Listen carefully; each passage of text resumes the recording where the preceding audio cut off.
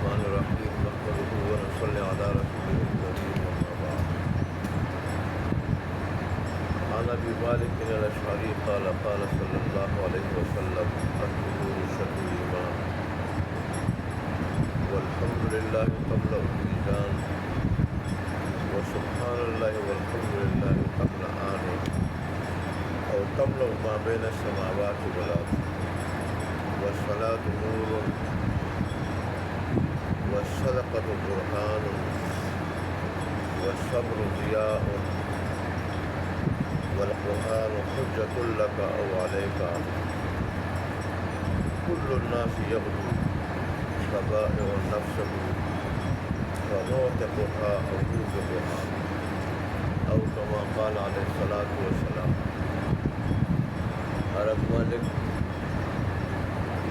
حضرت ابو مالک اشعری سے روایت ہے، وہ کہتے ہیں کہ رسول اللہ صلی اللہ علیہ وسلم نے فرمایا کہ طہارت جزء ایمان ہے.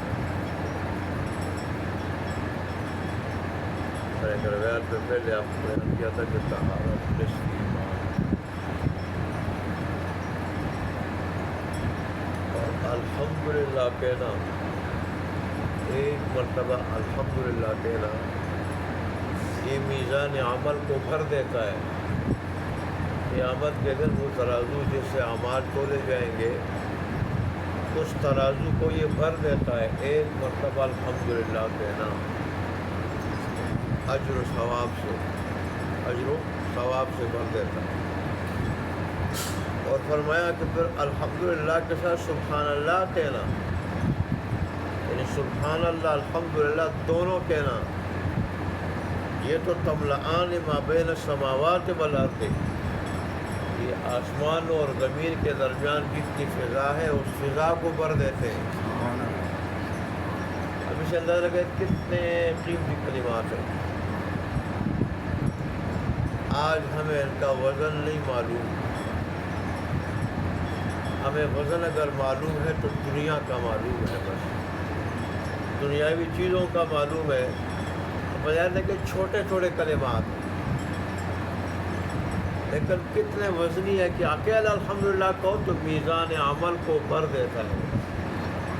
اور اگر ساتھ سبحان اللہ بھی کہو تو یہ جو فضا ہے زمین و آسمان کے درمیان اس کو بھر دیتے ہیں. یہ ایک مرتبہ کہیں، اور پھر جو 100 مرتبہ کہے، جو 200 مرتبہ کہے، جو صبح و شام 100 مرتبہ کہے، اس کا کتنا وزن ہوگا. اس لیے تو ایک روایت میں ہے کہ جو آدمی 100 مرتبہ صبح کہے اور 100 مرتبہ شام کو کہے 4 کلمے سبحان اللہ الحمدللہ لا الہ الا اللہ واللہ اکبر، تو یہ ایسا ہے جیسے اس نے 1000 غلام آزاد کیے. 1000 غلام صبح آزاد کیا، 1000 غلام شام کو آزاد کیا، اور وہ بھی اسماعیل علیہ السلام کی اولاد سے آزاد کیا.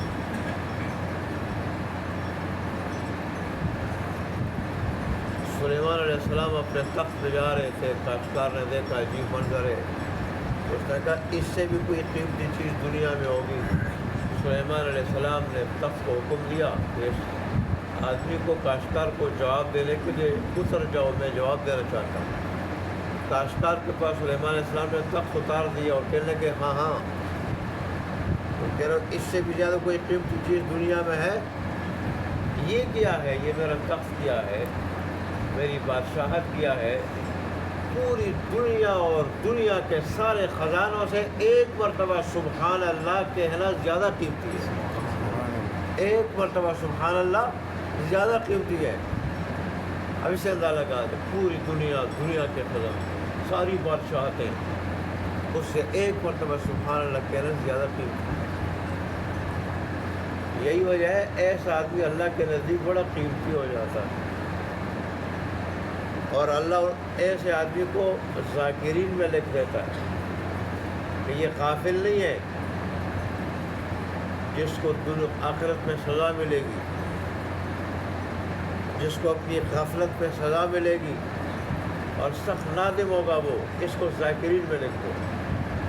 اور ایسے آدمی کے لیے بیت الحمد کے نام سے ایک محل بنایا جاتا ہے بہت بڑا، جس پہ لکھ دیا جاتا ہے بیت الحمد، یعنی یہ محل اس کو اللہ کو کثرت سے یاد کرنے سے ملا۔ کتنا بڑا اعزاز ہوگا کہ اس محل کو انبیاء بھی، اولیاء بھی اور سارے رشتہ دار دیکھیں گے۔ یہ وہ اللہ تبارک و تعالیٰ کا خوش نصیب بندہ ہے جو اللہ کو کثرت سے یاد کرتا ہے، اور اس کے نتیجے میں رب کی طرف سے یہ محل ملا ہے۔ آج وزیروں کو ایک وزیر اعظم کی طرف سے جو سرکاری گھر ملتے ہیں وہ کیسے ہوتے ہیں، پھر وزیر اعظم کا جو گھر ہوتا ہے وہ کیسا ہوتا ہے، صدر کا، اور پھر بادشاہوں کا بادشاہ جس کو گھر دے گا وہ کیسا گھر ہوگا، وہ آخرت میں بھی وہ ہوگا، آخرت میں بھی وہ کس قسم کا گھر ہوگا، اللہ میں نصیب کرے سب کو۔ اور فرمایا وَالصَّلَاةُ نُورٌ، نماز روشنی ہے۔ نماز سے دل میں روشنی پیدا ہوتی ہے، اور وہ روشنی ہوتی ہے کہ جب آ جاتی ہے تو پھر انسان کو برے کاموں سے، بے حیائی کے کاموں سے اور عام برے کاموں سے وہ بچا دیتی ہے۔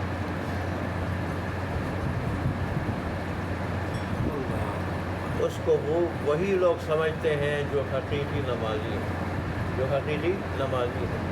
اور اسی کی طرف اللہ تبارک و تعالیٰ نے اشارہ فرمایا 21ویں سپارے کی ابتدا وہاں سے ہوتی ہے، ان الصلاۃ تنہی عن الفحشاء والمنکر، بلا شبہ اللہ کہتا ہے، اللہ تبارک و تعالیٰ بلا شبہ، اس میں کوئی شبہ نہیں، کوئی شک نہیں کہ نماز بے حیائی سے اور برے کاموں سے روکتی ہے۔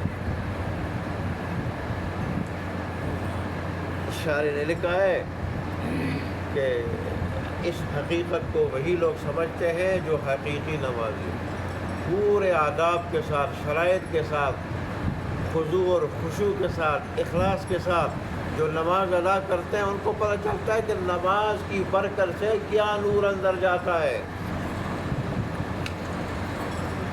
یہی نماز ہے جو انسان کو اللہ کا بنا دیتی ہے، اور اللہ کے گھیر سے کاٹ دیتی ہے، اللہ کا بنا دیتی ہے۔ یہی نماز ہے کہ جیسے اللہ کی ذات پہ کامل یقین اور اللہ کے گھیر سے یقین ختم ہو جاتا ہے۔ اللہ ہمیں نصیب فرمائے۔ نماز بہت بڑی دولت ہے، بہت بڑی دولت ہے۔ ویسے رسول اللہ صلی اللہ علیہ وسلم نے فرمایا کہ نماز سب سے زیادہ اللہ کا قرب دلانے والی ہے، سب سے زیادہ، اور اللہ سے تعلق جوڑنے والی ہے، تعلق مضبوط کرنے والی ہے۔ یہ جو رسول اللہ صلی اللہ علیہ وسلم تقریباً ساری رات خیالات کا اکثر حصہ جو آپ عبادت کرتے تھے، آپ کے پاؤں مبارک سوج جاتے تھے اور ایڑیاں سردیوں میں پھٹ جاتی تھی۔ وجہ اتنی لمبی نماز پڑھنے کی کیا تھی؟ رسول اللہ صلی اللہ علیہ وسلم نماز میں مزہ محسوس کرتے تھے، مزہ محسوس کرتے تھے، چسکا رسول اللہ صلی اللہ علیہ وسلم محسوس کرتے تھے۔ ہمیں آج سونے میں چسکا معلوم ہوتا ہے، اللہ کے نیک بندے نماز میں، اس لیے تو اللہ نے ہم پہ 5 وقتہ نماز فرض کی ہے، 5 وقتہ، کہ ہمیں نماز کے ذریعے انسان کو جو اندر نور ملتا ہے، نور روشنی ملتی ہے، خاص روشنی جو اللہ سے ملا دیتی ہے، اللہ کی معرفت اور پہچان کرا دیتی ہے کہ اللہ کون ہے، میرا اس سے رشتہ کیا ہے۔ یہ جو میں نے آپ کو بتایا تھا کہ یہ صحابہ کرام اور بڑے بزرگ نماز میں جب کھڑے ہو جاتے تھے تو غرق ہو جاتے تھے نماز، دائیں بائیں کیا ہو رہا ہے، آگے پیچھے کیا ہو رہا ہے، انہیں پتہ ہی نہیں چلتا تھا۔ یہ کیوں؟ نماز کی روشنی ان کے دلوں میں داخل ہوئی تھی۔ نماز کی روشنی جس کے دل میں داخل ہو جائے پھر وہ نماز کی حقیقت کو پا لیتا ہے، پھر وہ سر تو کٹوا دیتا ہے مگر نماز کو نہیں چھوڑتا۔ اور فرمایا وَالصَّدْقَةُ بُرْهَانٌ، صدقہ دلیل ہے۔ دنیا میں کس چیز کی دلیل ہے؟ مسلمان ہونے کی، مومن ہونے کی۔ اس لیے کہ دل میں ایمان ہے تو اللہ کے راستے میں خرچ کرتا ہے، دل میں ایمان ہے اللہ کے راستے میں خرچ کرتا ہے۔ ایمان جس کے دل میں نہ ہو وہ اللہ کے راستے میں خرچ نہیں کرتا۔ اور قرآن نے بھی 2 چیزوں کو اسلامی سوسائٹی کا ممبر کی علامت قرار دیا دو چیزوں کو، ایک نماز کو اور ایک زکوٰۃ کو اللہ کے راستے میں خرچ کرنے کو۔ یا تو مطلقاً صدقے کی بات ہو رہی ہے، اور صدقے کے بارے میں دوسری روایت میں آتا ہے، بہت بڑی فضیلت ہے یہ صدقے کی، کہ صدقے سے اللہ کا غضب بجھ جاتا ہے۔ جو آدمی صدقہ کرتا ہے اللہ کے غضب کو بجھا دیتا ہے، اس پہ اللہ غصہ نہیں ہوتا،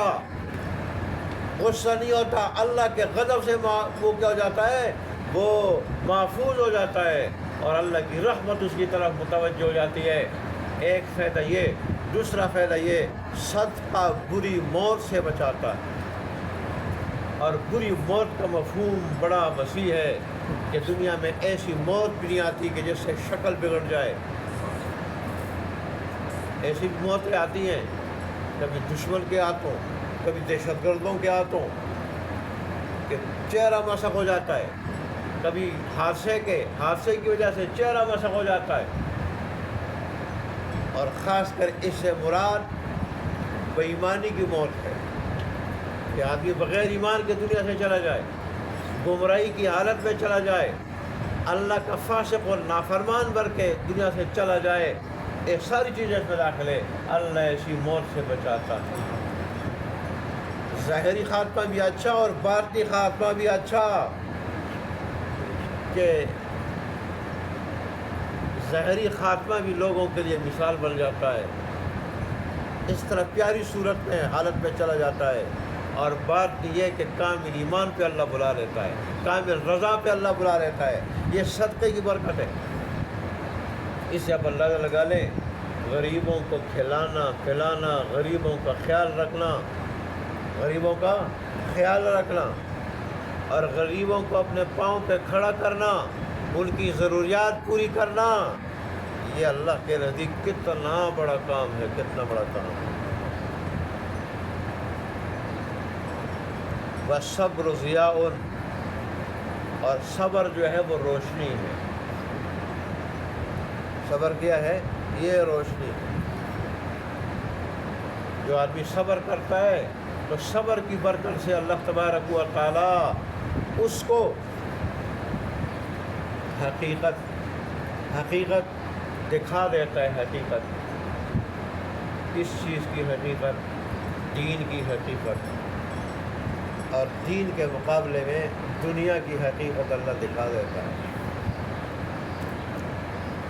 والقرآن حجۃ لک وعلیک، اور قرآن تیرے حق میں دلیل ہے یا تیرے خلاف دلیل ہے۔ کیا مطلب؟ اگر اس پہ عمل کرے گا، پڑھے گا، سمجھے گا تو تیرے حق میں دلیل ہے، اور اگر ایسا نہیں ہوگا تو پھر تیرے خلاف دلیل ہے۔ اور بعض روایت میں آتا ہے کہ یہ حق میں بھی سفارش کرے گا، خلاف بھی، اور اس کی سفارش رد نہیں ہوگی۔ اس لیے ہمیں قرآن کی طرف توجہ دینی چاہیے، تلاوت بھی ہو، سمجھ بھی ہو۔ سمجھیں کیسے؟ کہ علماء کے پاس بیٹھیں گے، اس کو سمجھیں گے نا، اور اس پہ عمل بھی ہو۔ اور پھر رسول اللہ نے فرمایا کہ تم میں سے ہر ایک صبح کرتا ہے، اس حال میں کرتا ہے کہ اپنے آپ کو بیچتا ہے، ہر صبح اپنے آپ کو بیچتا ہے۔ پھر کس طرح بیچتا ہے؟ کس چیز کے بدلے میں بیچتا ہے؟ فرمایا فَمُوتِقُهَا أَوْ مُوبِقُهَا، یا تو اس کو جہنم سے آزاد کر دیتا ہے اور یا اس کو ہلاک کر دیتا ہے۔ اگر صبح کرنے کے بعد، صبح ہونے کے بعد آدمی اس حال میں صبح کرتا ہے کہ صبح سے لے کے رات سونے تک اللہ کی اطاعت ہو، تو پھر یہ کیا کرتا ہے؟ اپنے آپ کو جہنم کی آگ سے نجات دے دیتا ہے۔ اور اگر صبح سے لے کے شام سونے تک اللہ کی بغاوت کرتا ہے، غفلت میں زندگی گزارتا ہے، خواہشات کا غلام بن کے زندگی گزارتا ہے، تو پھر یہ اپنے آپ کو ہلاک کرتا ہے، تباہ کرتا ہے، برباد کرتا ہے۔ اللہ ہمیں تباہی سے بچائے، اور اللہ ہمیں جہنم کی آگ سے، اس کی اپنی پکڑ سے نجات دے دے۔ وآخر دعوانا الحمدللہ رب العالمین۔